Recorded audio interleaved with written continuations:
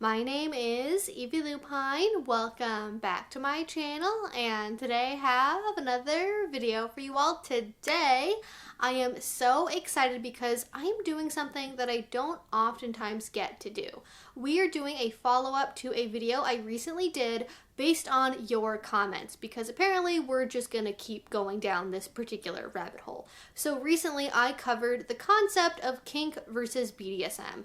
Are they the same? Are they different? How so? Why do people think there is such a big separation between them? Because I was kind of shocked to discover that there are a lot of people who believe there is a very firm dividing line between kink and BDSM, and it should be that way because I have always used them interchangeably, both with videos I make and books I've read, and I've seen it on websites and conventions and classes, and for my understanding of the term, they were largely synonymous. And maybe that's me because, I don't want to have to say only the word BDSM 500 times in one video, and it's just nice to have something else to say on your tongue every once in a while. So I thought that was really interesting, and then the response to that gave me even further shock about what other people see BDSM to be, because I was like, okay, this one thing is shocking, and now here's this whole other can of worms I didn't even realize I was opening. I was expecting people to share their understanding and differences between kink and BDSM, and if you go to that comment section, you will see 50 different opinions probably. There are some kind of core ones you'll see over and over again. You'll see people who will say that BDSM is the community and kinks are the activities, which is sort of maybe how I was thinking about it. And then one of the other core things I was seeing a lot of was people saying, well, kink is kind of like rough sex and BDSM is all about power exchange. And I saw that over and over and over again, that BDSM is power exchange, that BDSM is about power exchange, that all BDSM includes power exchange. And I thought that was really interesting because I don't necessarily agree with that. And I am not sure if that's coming from me, if I said that somewhere, because I've been making videos for 7 years at this point now, and I don't always agree with what I used to say, but I don't ever remember explicitly saying that. I'm not the only kink educator on the planet. This could have come from a million different places besides me, but I think equating BDSM and power exchange as being the same thing does not do the diversity that exists under the BDSM umbrella any kind of service. And I will just touch on this because it was also very interesting that we won't really talk about it in this video.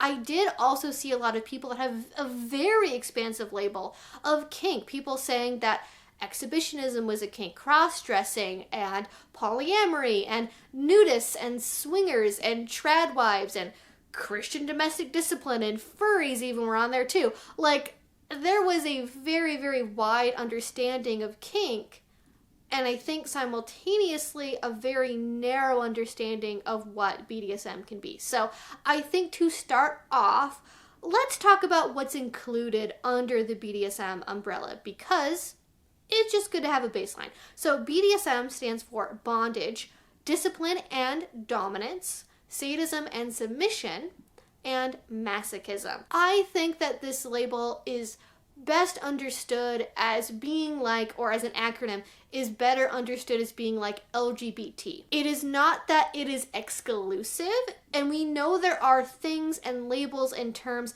that are part of that umbrella, but are not called out under a particular letter. And it used to be back in the day that there were separations between things like S&M and BD and DS, and eventually over time they coalesced under one label because that made the most sense, right? And I think that coalescing has been a benefit for our culture because now we get to share more with each other, we get to learn more in general, and I think it's better for safety, education, community advocacy as well. Like it's just overall, I think, been a benefit. BDSM as an acronym is an umbrella label that includes so many more things than what we oftentimes give it credit for, right? Because under that acronym, things like role play are not called out. Things like humiliation and emotional sadism and masochism are not explicitly labeled. Things like service are not called out in that. Any kind of like sensual, soft, romantic BDSM that's not based in power exchange is also not called out. And I would imagine that most people would consider, say, a sensual wax play scene that does not have power exchange in it to be BDSM. But again, we're getting into, does BDSM have to include power exchange? And this is something I find to be very interesting because, like I've said, I don't really know entirely where this comes from, but I do have a couple of theories. So one is, I think that when you look for BDSM education, especially online, you will see a lot of stuff about power exchange. And I think even within that, there's a few reasons for it. I think one is because DS is sort of seen as like the pinnacle of BDSM. It's very mysterious, it's very alluring, it features in a lot of like romance novels and fan fictions. It's something that draws a lot of people to BDSM and is like harder to understand than like why somebody would enjoy, say, a spanking. And I think along those same lines, a lot of people, when they are thinking of trying BDSM, feel a lot more comfortable kind of winging it when it comes to a spanking or using a paddle or putting on a blindfold. They might not necessarily look for and want detailed educational information about that. But when it comes to power exchange, they are much, much less likely to want to take a risk with that, which I think is good, right? Let's not take risks with handing over power to another person. Okay, I get that. But because of that, education around BDSM tends to be dominated by DS relationships, MS relationships, and that's been my own experience when I do live streams, when I make videos. A lot of the core questions that I get over and over and over again have to do with like, how can I make my boyfriend be my dom? How can I punish my submissive? How can we do a contract? What about collaring? Like, it's power change keeps coming up over and over and over again. And it's not the only thing I get asked about, but some of the most highly viewed videos, some of the most engagement I get tends to be around power exchange. And so this, I think, creates this false assumption that because I'm talking about it a lot, other educators are talking about it a lot. There's a lot of books around BDSM that involve power exchange relationships, that all of BDSM is about power exchange. And before I get into how that's not necessarily true, I want to go over like the second reason why I think this is such a common misconception that people have, or where people get this idea from. I'm not even going to say it's a misconception. I'm just going to say it's like a difference in perspective. Is because when you are thinking about things like sadomasochism, when you are thinking about bondage, some people have this conception in their head, and I'm not saying this is wrong, I'm just saying this is like one idea again, that anytime you are giving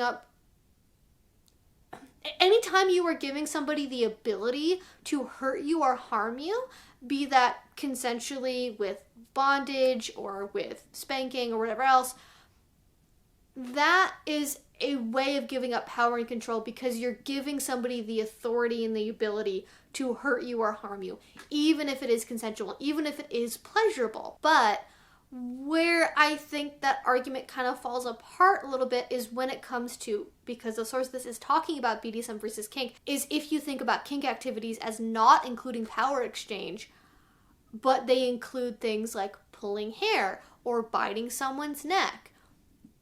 Those certainly involve harm or hurt or pain in some degree, or they can.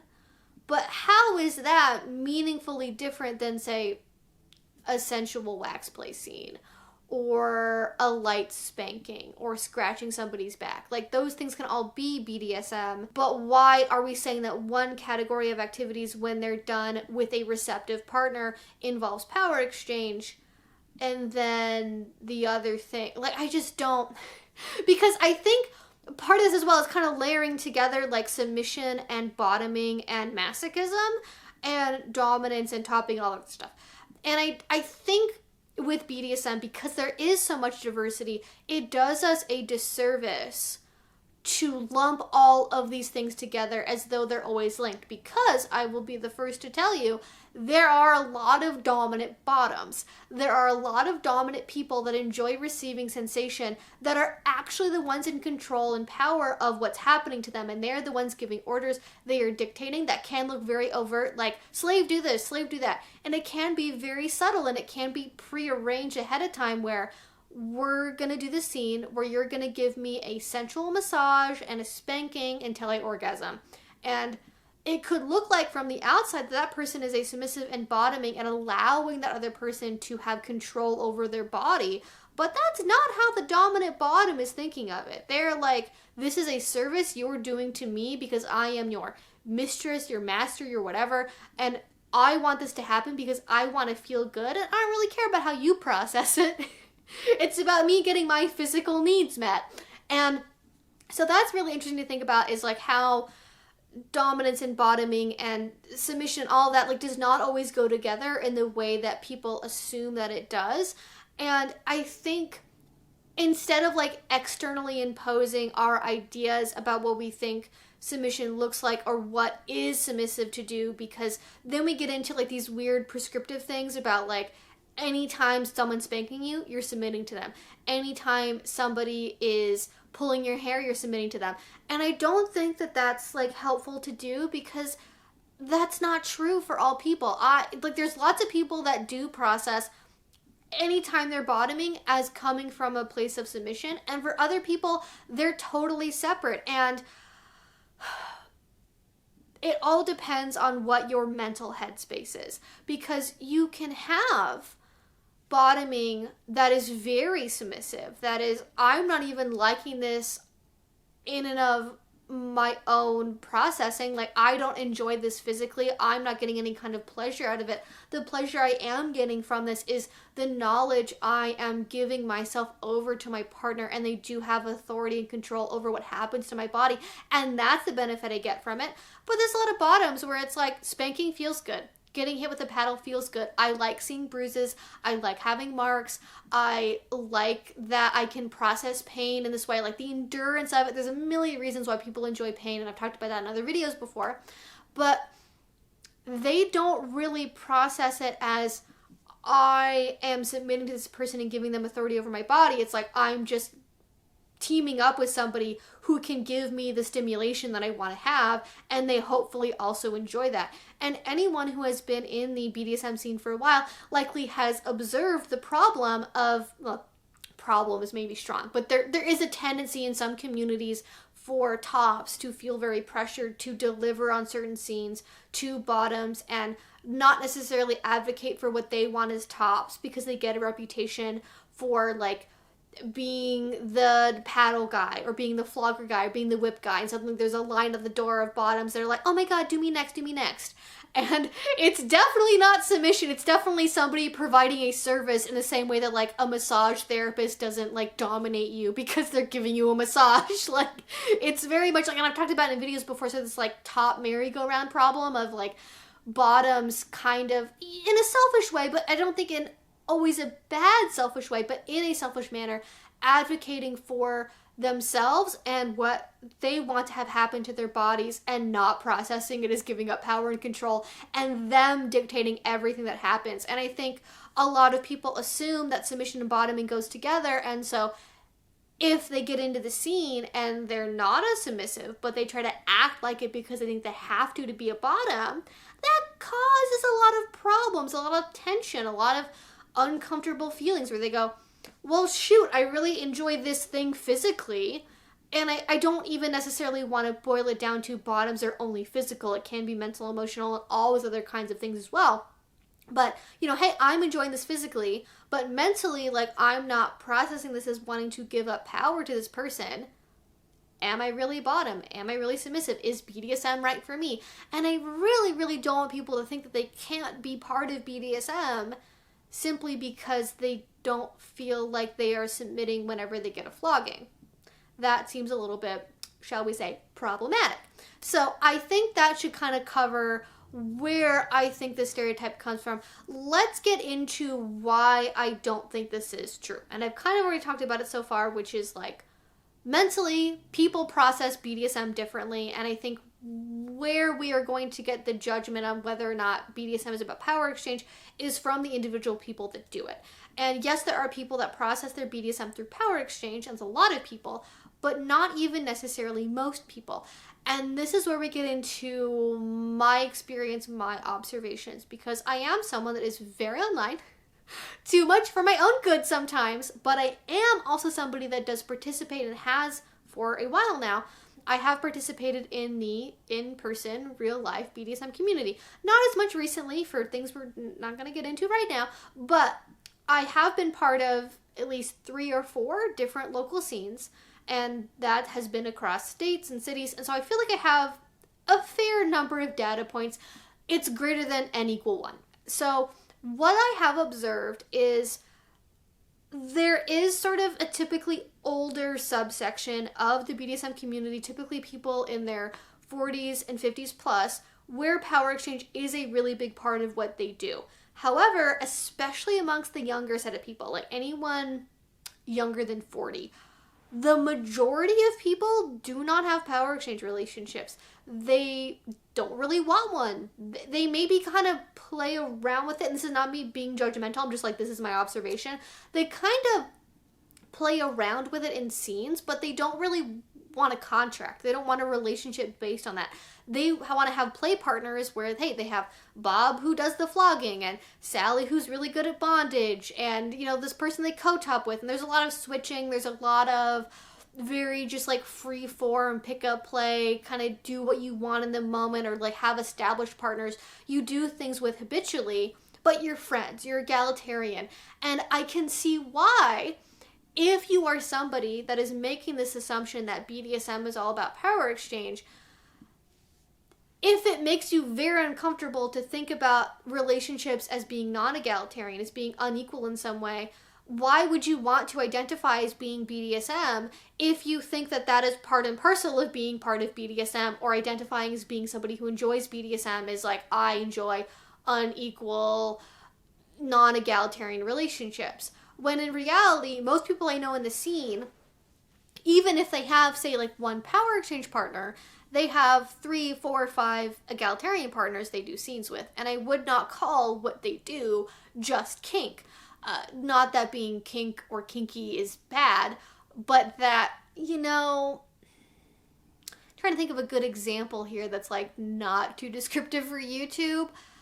You know, somebody getting locked in a cage and then force-fed carrots when they wear a bunny outfit, and then they get shocked with like an electroplay toy, or they have like an electroplay device put in an orifice, let's say. That can be done, though it might be shocking, pun intended, I suppose there. It might be shocking for people to hear you can do that without any kind of power exchange feelings associated with it.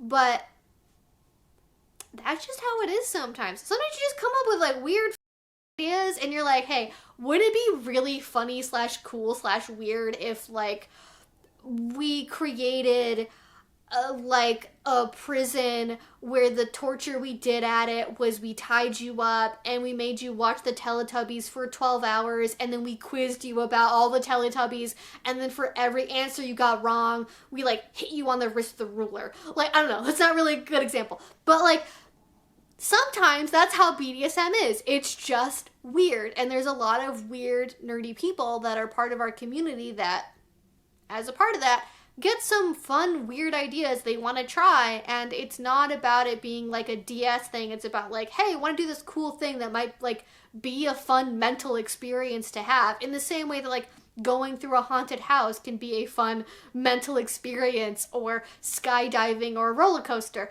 Like, it's not always about feeling submissive and feeling controlled by somebody or controlling other people. It can just be about the sensation and the mental and physical high that can come with it. And for my observation, I think I try really hard to enumerate all the various ways that kink can happen, right? It can be power change, it can be MS, it can be humiliation, it can be bratting, it can be domestic discipline, it can be corporal punishment, it can be role play, it can be medical play, it can be pet play, it can be animal role play, it can be DDLG and ABDL and CGL. It can be so many things. And sometimes it can literally just be, I like it when somebody hits me. That's all it has to be. And that's it. Because I don't want the D and S part of BDSM to be the dominant part of that acronym. I want all of those things to be equal, to be equally respected and seen as equivalent. And I don't really know how possible that is to do, because there is so much glorification in our community, in our culture, of DS relationships as being this pinnacle, like I said earlier, that DS and MS, especially total power change relationships, are the thing to aspire to. That to be the biggest, best, most BDSM person is to be this very extreme thing. Not only just with DS, that is a big part of it, but also with power, not just power change, but like pain in general. And this is something I saw in a number of comments about people's like mental associations with the words, is that BDSM was seen as the more extreme version, that BDSM is more committed, that it is a lifestyle, that it has to be that, and that kink is just like something that's fun to do. And I touched on this a little bit in the original video, but I'll get into it in more detail now, is that is not always true. BDSM can be a lifestyle, it can be your community, it can be your culture, and especially, I want to say like 20 years ago, it really started to be that way, where it was about chosen family and it was about, you know, community and support, when you wouldn't necessarily get that from other people in your life, from your biological family. But it did not always have that connection, and it is not that way now, because you have to think about like the origins of this were like a bunch of dudes in a motorcycle club having fun with each other in the back room. Like, it wasn't really that complicated, and we've kind of instilled this complexity in it that does not have to be inherent in it. And I think a lot of people get scared away from trying BDSM because they think it's like, I don't know, signing up for like a permanent contract to join a membership club, where like, now that you're part of the BDSM community, you have to do this forever, and there's this expectation of doing it in a very intense way at a certain level consistently, where being BDSM means you're doing this every week, every day, every month. You're going to parties, you're going to classes, you're going to munches, and that can be part of the benefit of doing BDSM. I really enjoy that we have that option, and I sincerely apologize if I have ever made it seem like you have to do those things to be BDSM, to do BDSM. Community membership and merely just doing BDSM are two very different things. But even people that are in the community of BDSM, that go to parties, that go to clubs, that go to events and play, they do not always play at this very, very high level. The stereotype is, especially if you go on FetLife, you'll see people that are literally black and blue, that have 7 days worth of bruises on them, that are covered head to toe in marks all of the time, that do stuff with barbed wire and waterboarding and, you know, burying people alive and putting wax over people's eyes and mouths and sewing their genitals shut. Like, there's a lot of stuff on FetLife, and a lot of stuff you'll see in the community that is fairly extreme. That extreme is not representative of most people, in the same way that like Instagram photos are not representative of most people. People on TikTok are not representative of most people either. And so you get kind of this warped view of like, wow, BDSM is very extreme. And again, I'm going to say it, I'm going to give examples this time. It does not have to be. I know people that are part of the BDSM scene that go to events, go to clubs, travel for it even, and they have like one kink they do. Like they are literally like, and this is not this person, I'm gonna give another example. Like they're like the erotic massage person. Like all they do is they show up and they do their erotic massage and that's it. Or they have like the fuck machine. Or they're really into bondage, but they don't do it in a power change way. And it's not this complicated, intricate shibari. It's like mummification with duct tape. Like you can participate in this on any level you want, both in terms of time and intensity. And I don't think we should gatekeep people or tell them they're not BDSM if they don't have time or don't want to participate in that bigger way. And I think one really clear example of this is with people that do have power exchange relationships, to bring it back to that, and definitely do BDSM. They read the books, they have a contract, they have all other stuff, but they don't participate in the local scene. Would we say they're not doing BDSM because they only do it in the bedroom at home, but they don't go to parties, they don't go to classes, they don't go to conventions? That seems a little bit backwards to me. That does not sound accurate. So no, you don't have to participate in the community in order to be part of BDSM. And I don't think the separation between kink and BDSM is being part of that community. I'm trying to think of how I want to wrap this up because it is such a big topic. But I guess what I want to say is I am sorry if I've ever given you the impression that all BDSM has to be this like extreme power exchange thing, because that's not true. It can be light and fluffy and fun. It can be making balloon animals. It can be hosting a tea party with your stuffed animals. It can be shoving them full of marshmallows until they vomit. Like there's a million ways to do BDSM on any end of the spectrum. And if you only want to do it where it's sensual and light and romantic, that's just as valid as doing it rough and heavy and hard.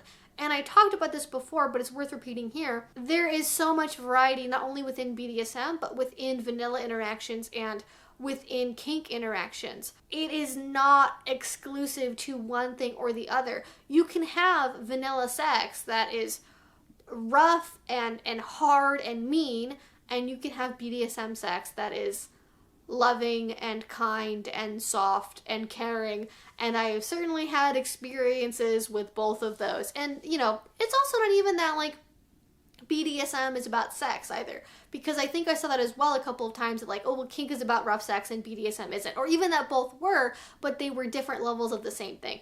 And just to say it one more time, BDSM is not inherently sexual. Kink is not inherently sexual. I think rough sex and kink have been kind of congealed together, but they're not always the same thing. And a lot of BDSM does involve sexuality and attraction and that, but it's not the only thing. And if you are somebody who does process BDSM through this like power exchange, sexual attraction way, it might sound really weird to hear that people do BDSM for other reasons. They don't get a charge out of this sexually, that they're not doing it because they are looking for romantic life partners or somebody to whisk them away in a collaring ceremony or something.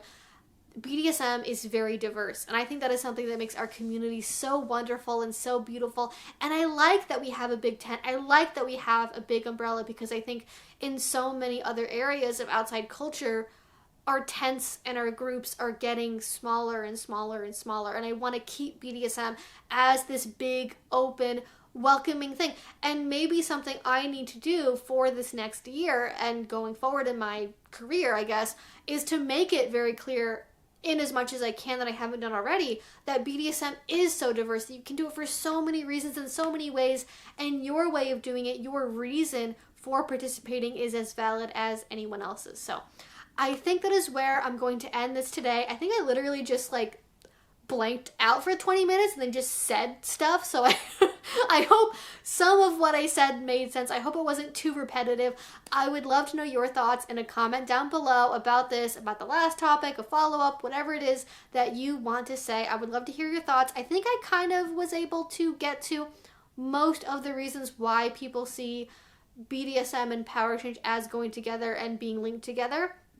But if I did miss something, please let me know in a comment down below. Again, let me know all of your thoughts. If you did enjoy this and you have not already, please do subscribe because I make videos twice a week about all sorts of kink and BDSM related topics. And finally, if you want to support what I do, the best way to do that is with Patreon. A link to that will be down below. If you do want to support me there, thank you so much. It means the absolute world to me. And until I see you all next time, I hope you have a great rest of your day and a great rest of your week. Bye-bye.